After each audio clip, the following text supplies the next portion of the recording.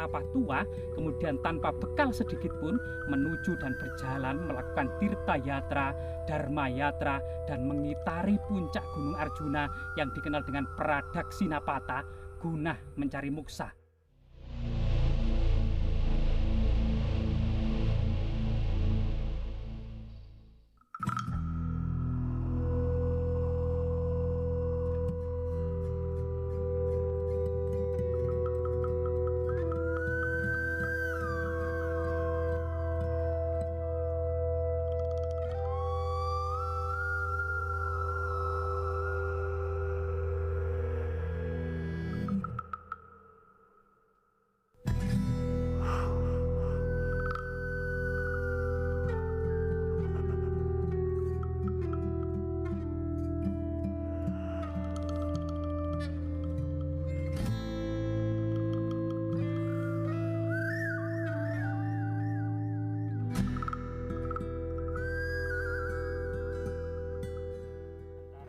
Kabuyutan, prasejarah, Karsian, Siwa Siddhanta, Buddha Mahayana.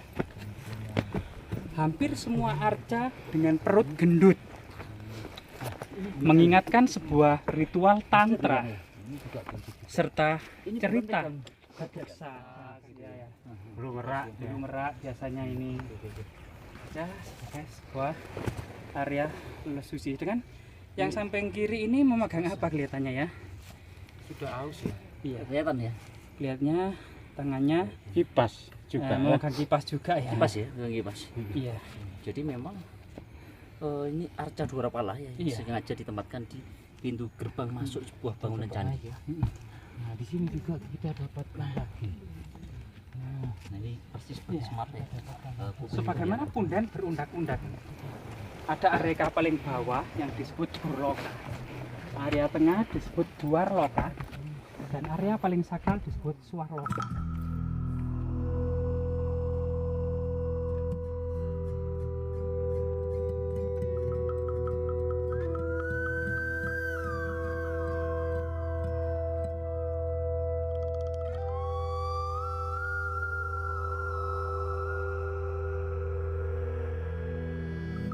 Saat ini kita berada di situs paling keramat yang ada di lereng Gunung Arjuna yang bernama situs Mangkuntoromo, atau mungkin berasal dari kata Mangkuntah Rama ya.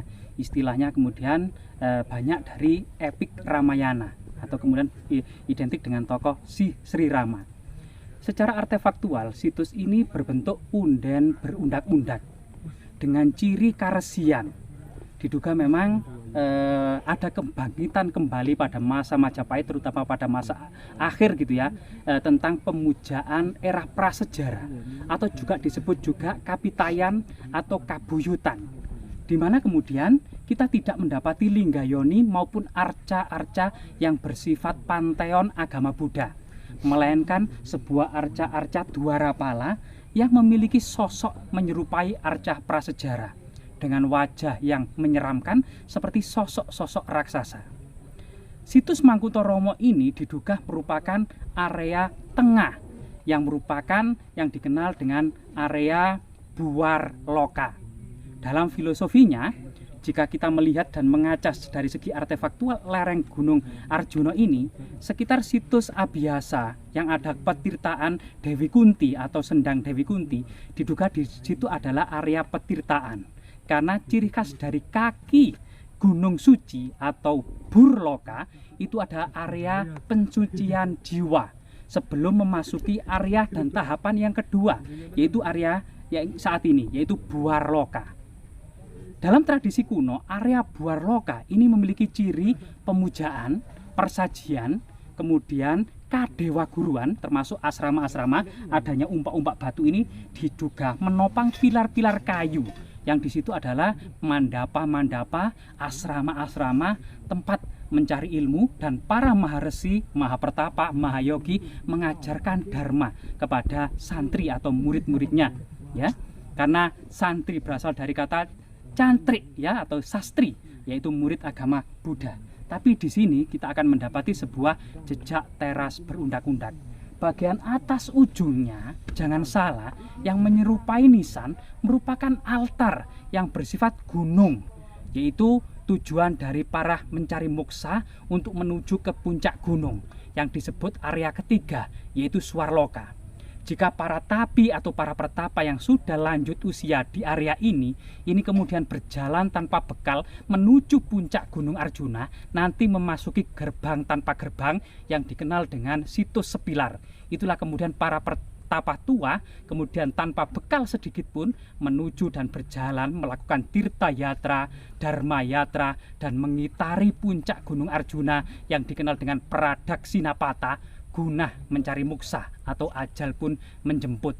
Moksa pada waktu itu sendiri merupakan penyatuan jiwa, yaitu arwah, dengan Tuhan yang Maha Kuasa agar terbebas dari rantai reinkarnasi.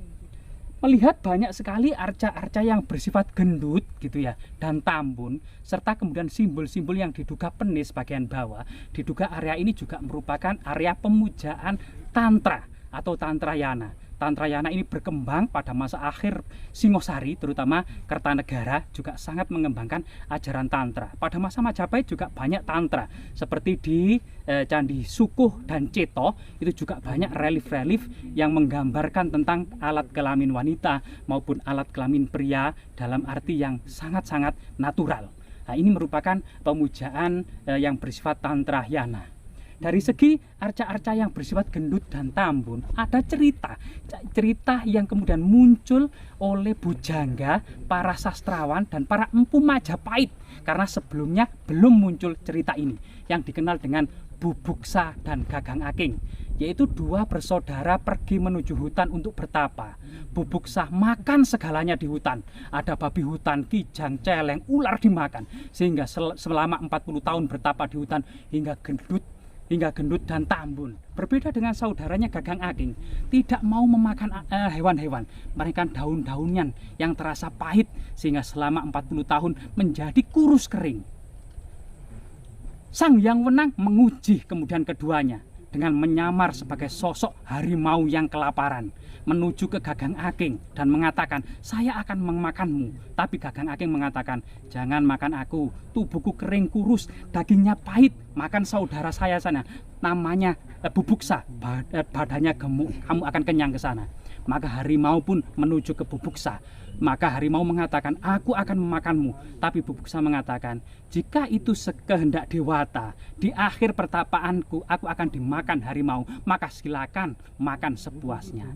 Maka kemudian harimau berubah wujud menjadi Sang Hyang Wenang dan mengatakan, "Kamu lolos atas ujianmu, atas pertapaanmu, silakan naik di punggungku untuk menuju nirwana atau surga." Tapi Bubuksa dengan welas asih dan kasihan, "Saudaraku, juga tolong bawa ke surga." "Oh, tidak apa-apa, tapi tidak boleh naik, melainkan supaya megang ekorku saja." Dan keduanya, yang Bubuksa naik ke punggung harimau dan Gagang Aking bergandolan di ekornya, keduanya menuju nirwana. Keduanya ini merupakan sebuah sinkretisme ya, antara ajaran Kabuyutan, antara ajaran Siwa Siddhanta maupun Buddha Mahayana. Karena pada masa akhir Majapahit terjadi sinkretisme, banyak perpaduan, termasuk dalam kitab Sutasoma tidak ada kemudian sebuah kalimat ya, bahwasanya Bhinneka Tunggal Ika Tandhana Dharma Mangrwa, berbeda-beda tetapi tetap satu, tidak ada agama yang mendua. Inilah kemudian kearifan dan kebijaksanaan pada masa akhir Majapahit. Tidak ada pertentangan agama, yang terjadi adalah perebutan kekuasaan dan harta benda. Inilah yang terjadi salah satu keruntuhan dari Majapahit. Semoga kemudian situs-situs ini tetap lestari ya, Jasmira. Jangan sekali-kali melupakan sejarah.